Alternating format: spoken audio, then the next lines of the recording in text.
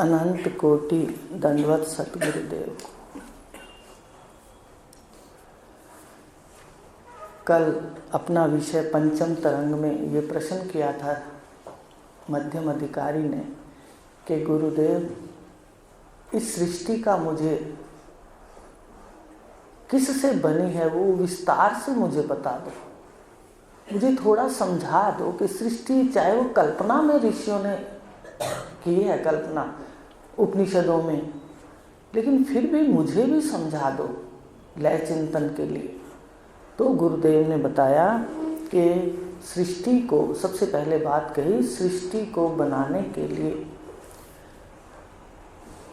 दो चीज़ें, दो कारण होते हैं। एक तो उपादान कारण सृष्टि का और एक निमित्त कारण। सृष्टि बनाने के लिए दो कारण हैं। एक उपादान कारण माने वस्तु, वस्तु जड़ होती है और जो बनाता है वो चेतन होता है। उसके लिए आपको व्यवहारिक सृष्टि में बताया था कि जितनी वस्तुएं हैं व्यवहार के लिए काम आती हैं वो सारी उपादान कारण, उन सब का जड़ है। उपादान कारण माने जिससे वो चीज़ बनी है। जैसे कुर्सी बनी है प्लास्टिक से, मेज बनी है लकड़ी से, और जो भी घर के गेट हैं, बाहर के गेट हैं, कोई लोहे का कोई लकड़ी का, तो उसका उपादान कारण लकड़ी, लोहा है और वो जड़ है। और बनाने वाले जितने भी हैं, चाहे वो लकड़ी के गेट बनाते हैं, मेज बनाते हैं या प्लास्टिक की कुर्सी बनाते हैं, ये सारे चेतन हैं। तो दो ही कारण हैं मुख्य रूप से। समवाय कारण को निमित्त कारण में रख दिया यहाँ शास्त्र के अंदर। तो दो कारण हैं सृष्टि के, निमित्त कारण ईश्वर है और उपादान कारण माया है। ठीक है, इतना समझ लिया। तो कहा निमित्त कारण ईश्वर है और उपादान कारण माया है। तो माया में 5 भूत और 3 गुण। 5 भूत और 3 गुण से सृष्टि ईश्वर ने तैयार की। अब फिर आगे गुरुदेव ने कहा कि भाई व्यवहारिक सत्ता के अंदर तो सुनार अलग है और सोना अलग है। सुनार अपनी गद्दी पर बैठा है और सोना अंदर तैयार हो रहा है या उसके गहने अलमारी में हैं। अलग अलग हैं, व्यवहारिक सत्ता में बता रहे हैं। व्यवहारिक सत्य के अंदर, व्यवहार की सृष्टि के अंदर द्वैत है। कुम्हार अलग है, अलग बैठा है कुर्सी पर, और बर्तन दुकान पे अलग पड़े। पर जो ईश्वर की सृष्टि है, जो ये वास्तविक सृष्टि है, इसमें ईश्वर ही अभिन्न निमित्त उपादान कारण, ईश्वर ही जड़ पदार्थों के जो शरीर हैं, माया है, ये ईश्वर से ही है। ईश्वर इनके रूप में है और ईश्वर ही इसमें चलाने वाला है। मान लो इसको रथ कहते हैं, 3 गुण के रथ। तो कैसे बना थोड़ा सा आपको बता देते हैं। तो 3 गुण सृष्टि हुई, बताया ना, ध्यान से सुनो। ईश्वर से प्रकट हुई सृष्टि, ठीक है। माया, माया वाले ईश्वर से हुई ना, ब्रह्म से तो नहीं हुई, बताया था। ब्रह्म तो सृष्टि उसमें अव्यक्त है, लीन है, अद्वैत है। जब माया प्रकट हुई तो उसी ब्रह्म को क्या कहा गया? ईश्वर। तो माया से सबसे पहले आकाश उत्पन्न हुआ, ठीक है। सबसे पहले वो 3 गुण हुए, सत, रज और तम। सत हुआ, फिर रज हुआ, फिर तम। तम से आकाश, वायु, अग्नि, जल और पृथ्वी, ये हुए। तो सत, रज और तम। सत किसको कहते हैं? सत ज्ञान शक्ति को। ध्यान से सुनना। ईश्वर की 3 शक्तियां हैं, 3 शक्तियों को लेकर के कार्य हुआ सृष्टि का। हर व्यक्ति देखो अपनी शक्ति से काम करता है। इंजीनियर के पास अपनी शक्ति है तो वो आगे चीजें बनाता है। कुम्हार के पास भी मस्तिष्क के अंदर ऐसी शक्ति है, ज्ञान शक्ति। अब सबको ज्ञान शक्ति नहीं होती, विस्तृत है तो सबके पास ज्ञान शक्ति।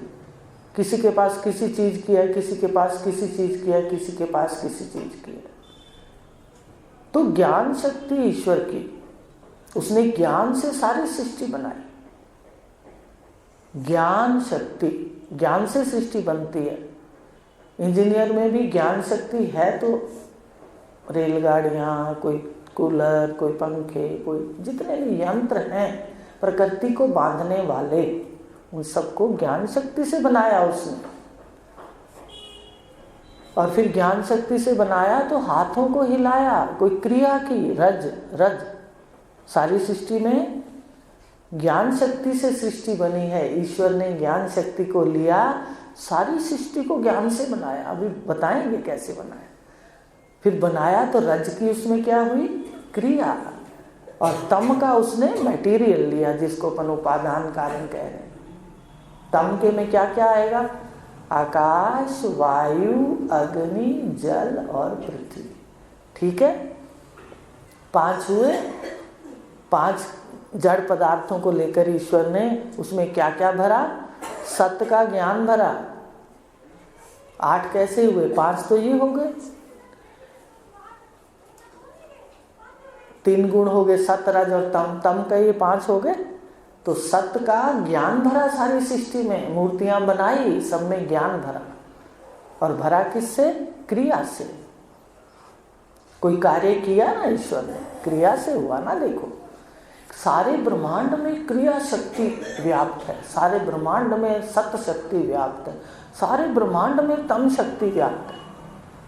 तम की सारी आकृतियां हैं, 84 लाख योनियां, तम की सारी आकृतियां। और उस हर आकृति के अंदर रज की क्रिया हो रही है, अपने आप हो रही है रज की क्रिया।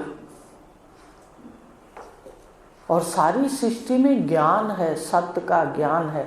आप एक छोटी सी कीड़ी चींटी को उठाओ, वो भी ज्ञान से देखो इधर उधर घूम जाती है। इतना ज्ञान है कि एक को पता चल जाए, थोड़ा सा पता क्या चल जाए, उसको पता चल जाता है चीनी का भंडार कहाँ है। वो सारी सखियों को, सहेलियों को बुला के और लाइन में चलती हैं। कभी आपने देखा होगा, अक्सर उनका ऐसा ही है, एकदम सब आएंगे और लाइन से चली जाएंगी, लाइन से चली जाएंगी। उनका देखो कितनी ज्ञान शक्ति भरी है इसे। आप ध्यान से देखोगे तो फिर तो लगता है कैसी सुंदर सृष्टि बनाई। तो 3 गुण कैसे, 3 गुण है ईश्वर के, ईश्वर से प्रकट हुए। माया उसके साथ है, माया शक्ति को लेकर के। आप भी कोई काम करते हो ना, हलवा बनाते हो, कोई आप रजिस्टर के काम करते हो, स्कूल में कोई काम करते हो, ऑफिस में कोई काम करते हो, तो अपनी ज्ञान शक्ति से करते हो। हर व्यक्ति नहीं कर सकता, और ज्ञान सबको है। तो ज्ञान शक्ति से 3 गुण लिए ईश्वर ने, सृष्टि तैयार की। कैसे की, तम को लिया, समान बनाया। ये सारे जितने भी तमोगुण के, आकाश, वायु, अग्नि, जल, पृथ्वी, इसका समान तम गुण। और रजगुण को लिया, क्रिया करी। और सतगुण को ज्ञान से बनाई। सारी सृष्टि ज्ञान से बनी है। सत्य को ग्रहण किया तो सत्य से सृष्टि तैयार की। माने सारी सृष्टि ज्ञान से बनाई है। आप देखो, शरीर को देखकर आप भौचक्के रह जाओगे, कितना इसमें ज्ञान भरा हुआ है। पानी पीते हैं आजकल तो बड़ा, जैसे कभी वृत्ति तो देखो सदा नहीं होती मनन वाली, अपने में रहते हैं। अगर मान लो वृत्ति मनन वाली है तो साफ होता है कि देखो कैसे पानी अंदर डाला है पेट में या शरीर में, तो कैसे वो अपने स्थान से ही जाएगा, अपना कार्य करते हुए अपने स्थान में जाएगा। चाहे वो वेस्ट हो जाता है, जो घर की सफाई करके अपन बाहर ही तो निकाल देते पानी गंदला करते हैं ऐसे, तो ऐसे दिखता है कि हर मशीनरी कैसी उसने सुंदर बनाई है। खाना खाते तो उसका अलग विभाग है। वो डॉक्टर पढ़ाते हैं, क्या कहते हैं, मुख में डाला, भोजन नलिका, अमाशय, पित्ताशय, रस, पता नहीं क्या क्या नाम लेते हैं, छोटी आंत, बड़ी आंत, ठीक है। फिर मल के रूप में जो बच जाता है वो विसर्जन हो जाता है। तो कितनी ज्ञान से सृष्टि बनाई है। कैसे खाने के, कैसे देखने के यंत्र, कैसे सुनने के यंत्र, कैसे उसमें दीवारें, विभाग, कहे ना विभाग हैं सारे, सारी सृष्टि देख लो। आंख की अगर दूरी है तो बराबर है नाक से। कितनी ज्ञान से बनाई है, होठ बनाए हैं, दांत बिठाए हैं, जीभ बिठाई है, कितनी सेटिंग से। दांत 32 हैं तो 32 ही लगभग होते हैं, मुझे पढ़े हुए तो बात ऐसी है, फिर कितने हैं पता नहीं, पर हैरानी है कि कैसे देखो जहां दांत हैं वहीं दांत हैं। ज्ञान से, ज्ञान से सृष्टि बनाई है ना। ऐसा तो नहीं किया किसी के दांत नाक पर ही लगे हों, और अगर वास्तव में वो नाक पे लगाना शुरू कर देता ना तो अपने को वही सुंदर लगता। वो तो हमने देखने की आदत हो गई ऐसे है। कैसे देखो ज्ञान से है। ये तो बड़ा मनन काल में लगता था कि भौएं जो हैं वो सिर्फ बालों से कोई 4 उंगल दूर हैं, जो आंख की भौएं हैं। कैसी ज्ञान से बनी हैं, वो तो नहीं बढ़ती, और बाल बढ़ते रहते हैं, कटते रहते हैं, बढ़ते रहते हैं, कटते रहते हैं। आया कभी दिमाग के अंदर? इसको बहुत आता था, कदम कदम चलती और आता था, ये कैसे हुआ, ये कैसे हुआ, देख कितना सुंदर है, देख कितना प्यारा है। हंसी तो सिर्फ मनुष्य की बनाई, और वही वो हंसता नहीं, वही रोता हुआ पैदा होता है, और सतगुरु मिलते नहीं तो अपने जाल बना बना करके मकड़ी की तरह उसमें फंसता रहता है। जीव बेचारे का दोष ही नहीं है, इसको ज्ञान नहीं है, इसको कोई मिला नहीं है, इसलिए इसको पता नहीं है। तो ज्ञान से सृष्टि है, ज्ञान सहित उसने सृष्टि को रचा है, अज्ञान सहित नहीं रचा। देखो आंखों की दूरी देखो, बाहें देखो, पैर देखो, सब चीज देखो विलक्षण है। और कैसी नस नाड़ियां अंदर फिट है, कितनी पतली पतली नाड़ियां हैं शरीर में, और फिर उसमें ब्लड चल रहा है। ये और एक चमत्कार है। कैसी प्यारी छोटी छोटी नाड़ियां, और फिर हिता नाम की नाड़ी है कंठ में, पढ़ा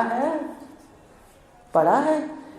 तो हिता नाम की नाड़ी में जीव स्वप्न लेता है, और वो नाड़ी हिता नाम की बाल का 100वां भाग, इतनी बारीक हिता नाम की नाड़ी जो है।